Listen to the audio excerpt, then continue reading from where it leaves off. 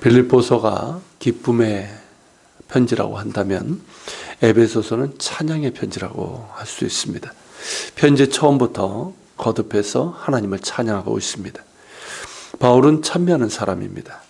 그런데 에베소서를 쓸 때 빌립보서와 같이 바울은 쇠사슬에 묶여 차가운 감옥에 갇혀 있었습니다. 또한 그가 복음을 전하고 세워진 교회들에는 거짓 교사들이 들어와서 성도들을 미혹하고 있었습니다. 이런 상황에서 바울은 어땠을까요? 바울 역시 우리와 같은 연약한 인간입니다. 우리는 바울을 실패를 모르는 불굴의 투사의 이미지로 볼지 모르겠지만 바울 역시 실패와 좌절, 고뇌와 당혹스러움, 고통과 회한으로 흔들리는 연약한 인간일 뿐입니다. 실제로 바울은 자신의 강함을 자랑한 것이 아니라 자신의 약함을 자랑을 했죠. 때로는 오라 나는 곤고한 사람이로다 하면서 탄식하기도 했습니다.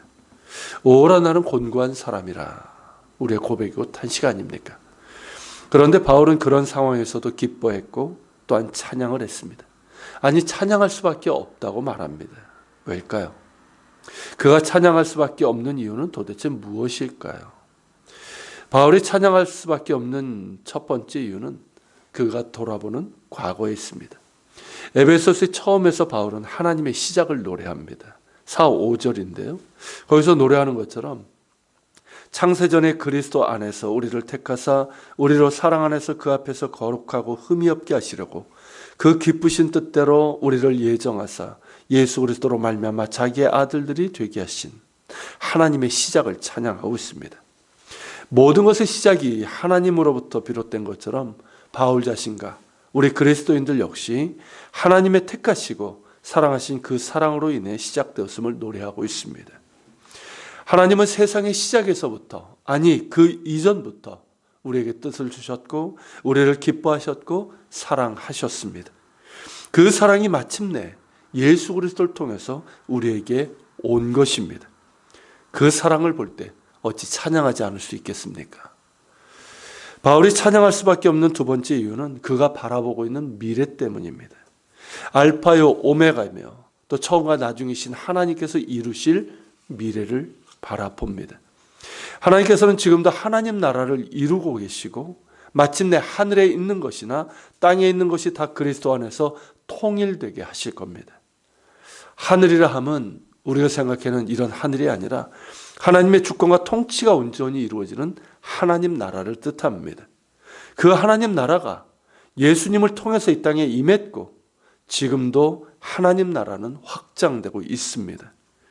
그리고 마침내 하늘과 땅이 그리스도 안에서 통일될 것입니다. 즉 하나님의 주권과 통치가 온전히 이루어지는 하나님 나라가 그리스도 안에서 이 땅에 온전히 이루어질 것입니다. 이 일을 하나님께서 이루시고 계십니다. 또한 이루실 것입니다. 바울은 그것을 보고 있는 거예요. 그것을 바라볼 때마다 어떨까요? 가슴이 뜨거워지는 거예요. 예수 그리스도 안에서 하늘과 땅이 만나고 하늘과 땅에 있는 모든 것들이 예수를 그리스도라 주님이라 시인할 것이고 열방과 민족이 하나님과 그 어린 양 예수 그리스도를 찬양하며 경배하는 가운데 하나님의 왕 되시고 그 사랑과 정의로 다스리시는 하나님 나라가 완성될 것이기 때문에 가슴이 뜨거워집니다. 비록 감옥에 갇혀 있지만 그것이 곧 하나님 나라가 되는 거죠. 그 하나님 나라를 위해 부르심을 받은 바울이니 얼마나 감격적이며 또한 기쁨과 감사가 충만하겠습니까? 그러니 찬양할 수밖에 없죠. 또한 바울은 그런 하나님의 사랑과 경륜 가운데 있는 오늘을 보며 찬양합니다. 11절 12절에서 노래하는 것처럼 모든 일을 그의 뜻의 결정대로 일하시는 이의 계획에 따라 우리가 예정을 입어 그 안에서 기업이 되었습니다.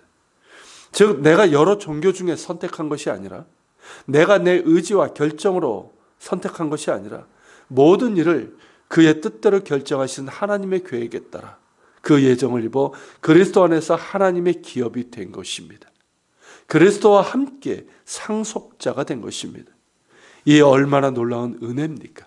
이 얼마나 놀라운 축복입니까?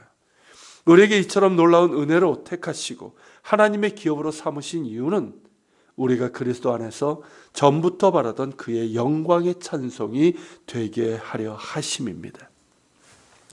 하나님의 영광을 볼 수 있는 자가 되어서 그 영광을 찬송하며 그 영광 가운데 살아가는 자들이 되게 하려 하심입니다. 이 또한 얼마나 놀라운 은혜이며 축복입니까? 우리가 이 놀라운 하나님의 계획 가운데 있습니다.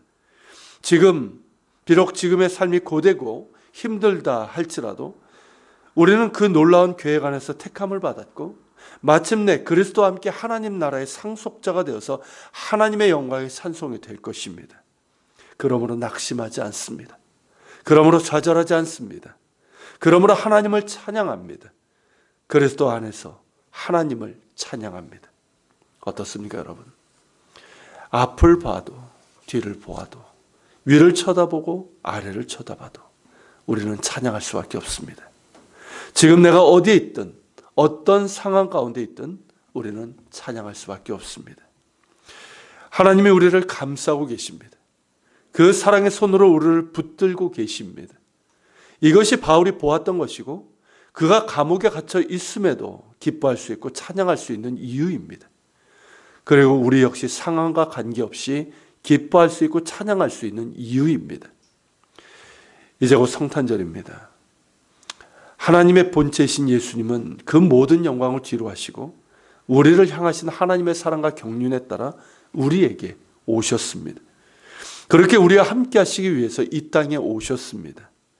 또한 십자가에 달리시고 부활하심으로 우리를 향한 하나님의 사랑을 확증하여 주셨습니다.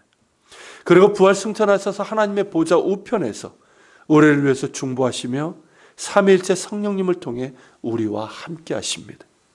또한 약속하신 대로 그리고 하나님의 영원한 계획과 경륜에 따라 마침내 다시 오실 것이며 그때 예수 그리스도 안에서 하늘과 땅이 만나며 우리는 그리스도와 함께 하나님 나라의 상속자가 되어 영광의 찬송으로 하나님을 영화롭게 할 것입니다. 그에 대한 감사 소망으로 가득한 성탄절이 될 수 있기를 바랍니다. 그래서 그저 분주하고 어수선한 성탄과 연말이 아니라 예수 그리스도 안에서 나타나고 이루어졌고 또한 이루어질 하나님의 경륜을 바라보며 기뻐하며 찬양할 수 있는 성탄의 계절이 될 수 있기를 바랍니다. 기도하겠습니다. 주님, 알파 오메가가 되시며 처음이요 나중이 되시는 주님을 찬양합니다. 창세전부터 우리를 택하시고 세상 끝까지 우리를 사랑하시는 그 영원하신 사랑을 예수님을 통해 나타나심에 감사드립니다. 우리의 눈을 열어주셔서 하나님의 알파를 보게 하시고 또한 하나님께서 이루실 오메가를 보게 하옵소서. 지금의 현실에서 그리스도 안에 있는 하나님의 경륜을 보게 하옵소서. 그래서 나의 상황과 현실을 뛰어넘어 하나님으로 인해 기뻐하게 하시고 찬양할 수 있게 하옵소서. 우리를 향한 하나님의 그 놀라운 사랑으로 인해 기뻐하며 찬양하는 성탄의 절기가 되게 하옵소서. 예수님의 이름으로 기도합니다. 아멘.